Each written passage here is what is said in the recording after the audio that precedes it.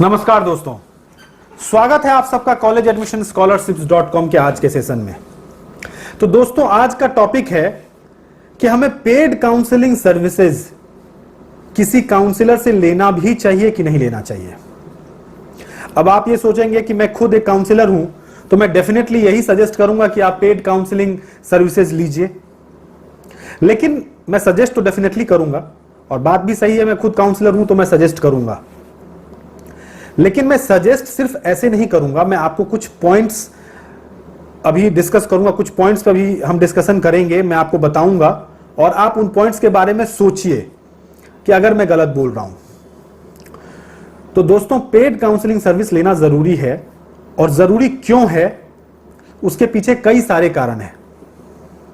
सबसे पहली बात कि अभी आप एक स्टूडेंट हैं, आपने एमबीबीएस कंप्लीट किया है, यानी आपने ग्रेजुएशन कंप्लीट किया है, और जिस टाइम पे आपने ग्रेजुएशन में एडमिशन लिया था उस टाइम पे एमडी एमएस में या फिर कोई भी पोस्ट ग्रेजुएट कोर्स जो कि मेडिकल में हो रहा है उसकी पॉलिसी डिफरेंट थी।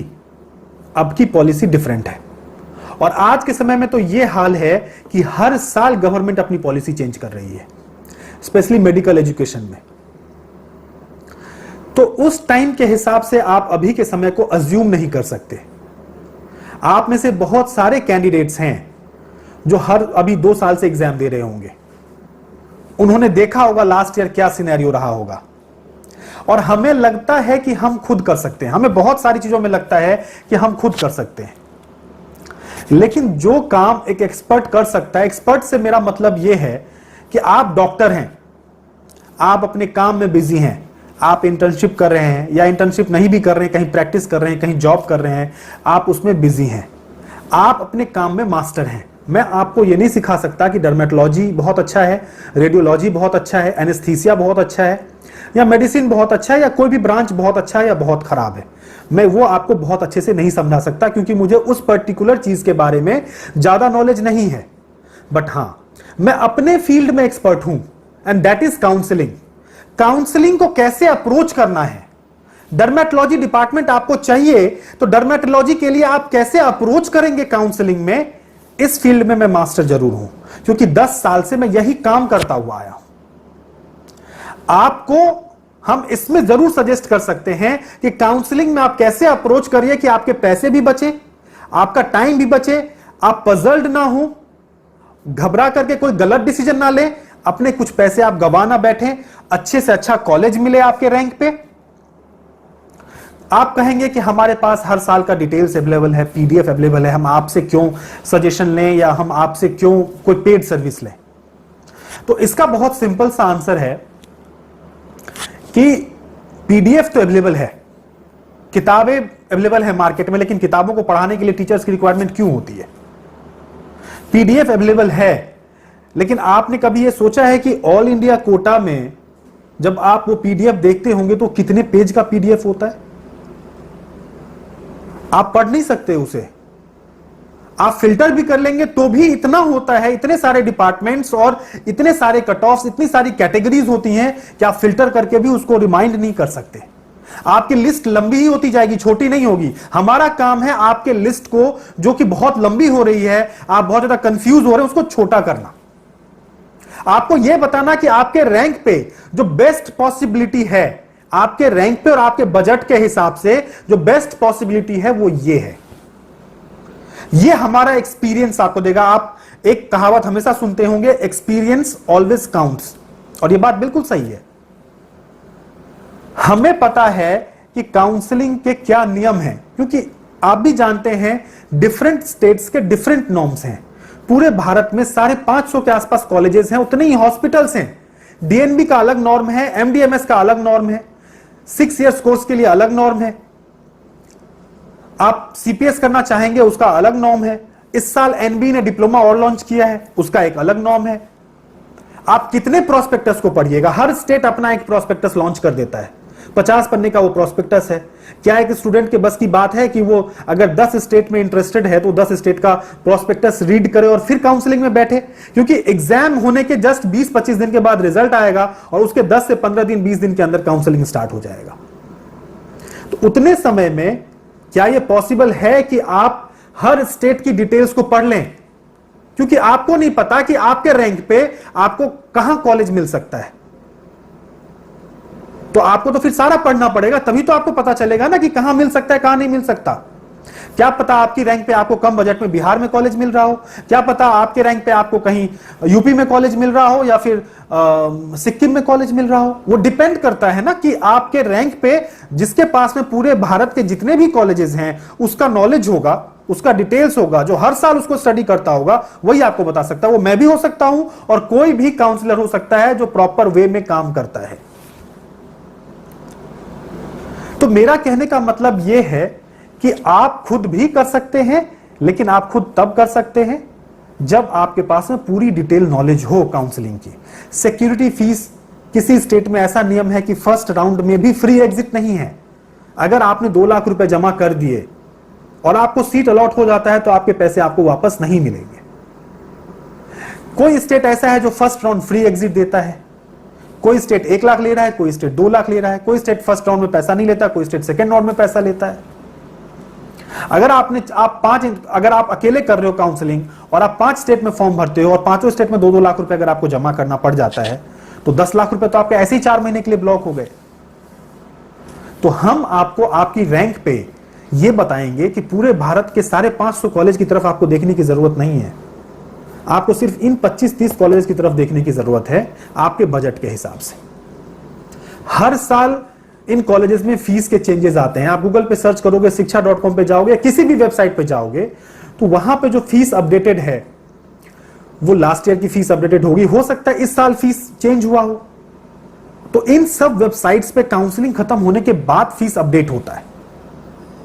टाइम टू टाइम रोज नोटिफिकेशंस आते हैं जब काउंसलिंग स्टार्ट होता है। इन सब प्राइवेट वेबसाइट्स पे आपको रोज नोटिफिकेशन अपडेटेड नहीं मिलेंगे।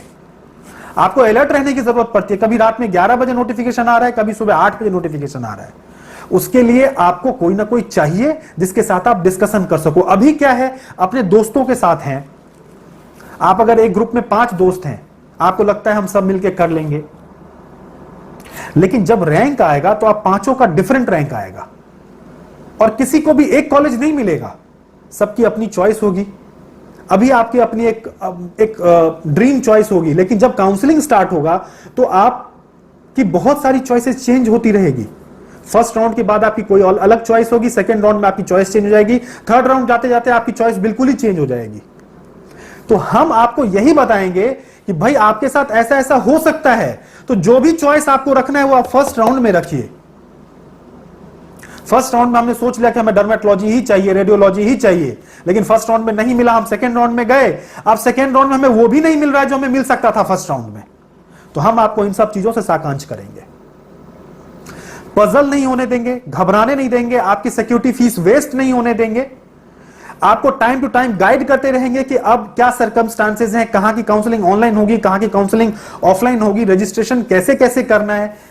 जितने भी वेबसाइट्स हैं सबके सर्वर, क्योंकि डिफरेंट स्टेट डिफरेंट काउंसलिंग, सबका डिफरेंट सर्वर है, सबका सर्वर डाउन हो जाता है। किसी की फीस फंस जाती है, सिक्योरिटी फीस, किसी का कुछ प्रॉब्लम हो जाता है। तो इन सारी चीजों के लिए आपको कोई ना कोई एक चाहिए, कोई भी एक काउंसलर या उसकी टीम से आपको जुड़ के रहना पड़ता है, जिससे कि आप टाइम टू टाइम अपडेटेड रहें। और इसके लिए आप कितने पैसे खर्च करते हैं? आपने अपनी तैयारी के लिए पैसे खर्च किए होंगे, आपने इतने साल तक 5 साल की पढ़ाई की एमबीबीएस, उसमें पैसे खर्च किए, आप पोस्ट ग्रेजुएशन करने के लिए जा रहे हैं। तो कोई एक सही गाइड अगर आपको लेना पड़े, उसमें क्या तकलीफ है? अगर आप थोड़े बहुत पैसे खर्च करते हैं, डेफिनेटली कोई भी फ्री में काम नहीं करेगा, मैं भी फ्री में काम नहीं करूंगा और कोई भी काउंसलर फ्री में काम नहीं करेगा। तो अगर आपको थोड़े बहुत पैसे उस चीज के लिए खर्च करने पड़ते हैं तो आपको करने चाहिए, क्योंकि वो आपको सही तरीके से गाइड करेगा, आपको बताएगा आपके बजट में आपको बेस्ट पॉसिबल चीज कहां मिल सकता है। वो आपको मैनेजमेंट कोटा की सीट्स के लिए भी गाइड करेगा, वो आपको स्ट्रे वैकेंसी राउंड में भी गाइड करेगा। बिकॉज स्ट्रे वैकेंसी राउंड में आप डायरेक्टली कॉलेज, आप कितने कॉलेजेस में डायरेक्टली फिजिकली पहुंच सकते हैं, लेकिन एक काउंसलर को पता होता है, क्योंकि वो हर साल देखते हुए आ रहा है, वो 24 घंटे काउंसलिंग में ही लगा हुआ है, इसीलिए वो आपसे बेहतर काउंसलिंग को अप्रोच कर सकता है। तो स्ट्रे वैकेंसी राउंड में किस कॉलेज में आपको जाना चाहिए, कहां पे कैसे आपको सीट मिल सकती है, क्या सीट मैट्रिक्स है, या हर साल का ट्रेंड क्या है, ये सारी चीजें आपको एक काउंसलर ही बता सकता है। हां, लेकिन इस बात का ध्यान रखना बहुत जरूरी है कि आप सही काउंसलर के पास जाएं जो आपको सही जानकारी दे, और ये फुल्ली डिपेंड करता है आपके अपने सेंस ऑफ जजमेंट के ऊपर में। आप बात करिए काउंसलर से, वो आपको जज करना पड़ेगा कि कौन आपके लिए सही है, कौन आपके लिए गलत है। क्योंकि किसी भी गलत काउंसलर के पास आप जाएंगे तो वो आपको भ्रमित कर सकता है, तो उससे बेहतर तो यह है कि आप खुद ही अपनी काउंसलिंग करें। वो आपको भ्रमित कर सकता है, गलत तरह की इंफॉर्मेशन दे सकता है, क्योंकि वो खुद अपडेटेड नहीं है, वो आपको क्या अपडेट करेगा। तो इसीलिए इस बात का भी उतना ही ध्यान रखना जरूरी है कि आप जिस काउंसलर से गाइडेंस ले रहे हैं वो गाइडेंस प्रॉपर आपको दे रहा है कि नहीं, उसके पास जानकारी है कि नहीं। तो यही सारी डिटेल्स थी जो काउंसलिंग क्यों आपको लेनी चाहिए, पेड काउंसलिंग सर्विसेज क्यों लेना जरूरी है, और एक बात और, पेड काउंसलिंग सर्विस क्यों लेना चाहिए।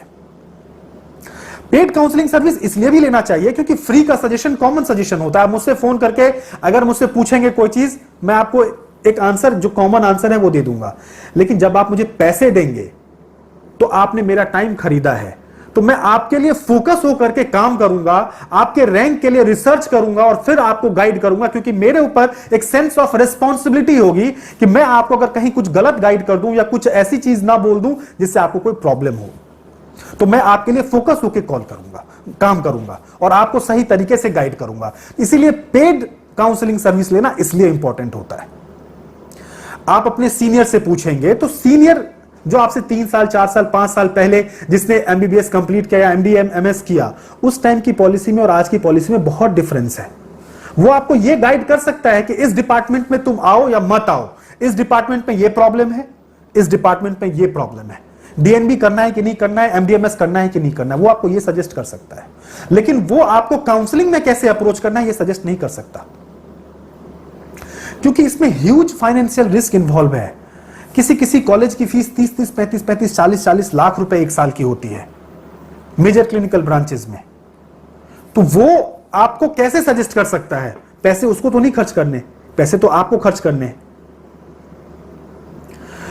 और फिर वो कॉमन सजेशन देगा आपको, आपके लिए मेहनत क्यों करेगा? आपने क्वेश्चन पूछा, वो इजीली आपको आंसर दे देगा, ये कॉलेज अच्छा है, ये कॉलेज बढ़िया नहीं है, क्योंकि उसने खुद भी तो 2, 4, 5, 10, 50 कॉलेज को रिसर्च किया होगा, पूरे सारे 500 कॉलेज को तो रिसर्च करके देखा नहीं होगा। हम हर साल कम से कम 500, 700, 1000 बच्चों से मेरी बातचीत होती है जो एमबीएमएस करना चाहते हैं। हर साल हम डिफरेंट कॉलेजेस के टच में रहते हैं, तो कॉलेजेस की जो मेंटेलिटी है वो भी हमें पता चल रही होती है कि वो किस तरीके से इस बार प्लान कर रहे हैं चीजों को। हमें पता होता है कि इस बार किस तरफ बहाव जाएगा, किस डिपार्टमेंट की कितनी डिमांड हो सकती है, क्योंकि पर्सनल इंटरेस्ट वाली कोर्स है। हो सकता है लास्ट ईयर रेडियोलॉजी डर्मेटोलॉजी के बाद, क्योंकि ये दोनों ब्रांचेस तो हमेशा नंबर 1 नंबर 2 पे रहते हैं, लेकिन इससे अलग मेडिसिन, गायनेकोलॉजी, पीडियाट्रिक्स, ऑर्थोपेडिक्स, इन सब डिपार्टमेंट में हो सकता है कि लास्ट ईयर ज्यादा बच्चों का डिमांड जो है वो मेडिसिन था, इस बार हो सकता है पीडिया हो सकता है गायनेक हो। हमें पता चल रहा होता है कि बहाव किस तरफ है, हम आपको वो सारी बातें भी सजेस्ट करते हैं। आपके फादर अगर एमबीबीएस हैं तो वो उन्होंने जिस टाइम पे एमबीबीएस किया था या एमडीएमएस किया था, उस टाइम की पॉलिसी में और अभी की पॉलिसी में बहुत फर्क है। तो मैं बस ये कहना चाहता हूं कि सजेशन आप लीजिए, बट एक जो काउंसलर है जो प्रॉपर तरीके से काम कर रहा है, अगर आप उसकी गाइडेंस लेते हैं तो वो आपको सही तरीके से, ये जो 2 से 3 महीने का टाइम होता है वो उसमें आपको गाइड कर सकता है और आपको एक बेहतर से बेहतर जगह पे पहुंचा सकता है। बस इस वीडियो में इतना ही। और भी कुछ डिटेल आपको जानना हो, कोई भी जानकारी लेनी हो, आप दिए गए नंबर पे कॉल कर सकते हैं, व्हाट्सएप कर सकते हैं, और हमसे चाहें तो पेड सर्विसेज भी ले सकते हैं। Thank you.